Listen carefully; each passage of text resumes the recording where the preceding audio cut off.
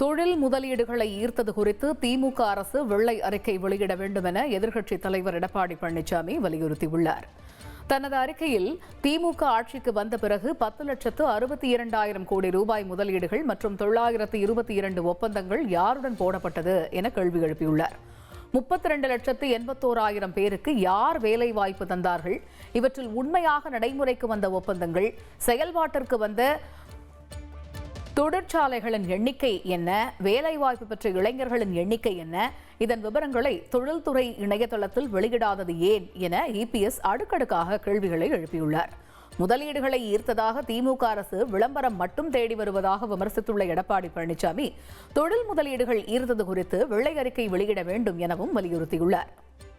Chennai ribbon மாளிகை அருகே உண்ணாவிரத போராட்டத்தில் ஈடுபட்ட தூய்மை பணியாளர்கள் கைது செய்யப்பட்டுள்ளனர். தங்களை கைது செய்தாலும் கோரிக்கைகள் நிறைவேற்றப்படும் வரை போராட்டம் தொடரும் என அவர்கள் திட்டவட்டமாக தெரிவித்தார்கள். சம்பளமின்றி 2 மாதமாக மிகவும் கஷ்டப்படுவதாக வேதனை தெரிவித்த தூய்மை பணியாளர்கள், முதலமைச்சர் தங்களுக்கு நல்லது செய்ய நினைத்தால் உடனடியாக பணி நிரந்தரம் செய்ய வேண்டும் என வலியுறுத்தினர். உங்கள் தந்திவன் தொலைக்காட்சியில் செல்வி தினமும் பிற்பகல் 2 மணிக்கு காணத் தவறாதீர்கள்.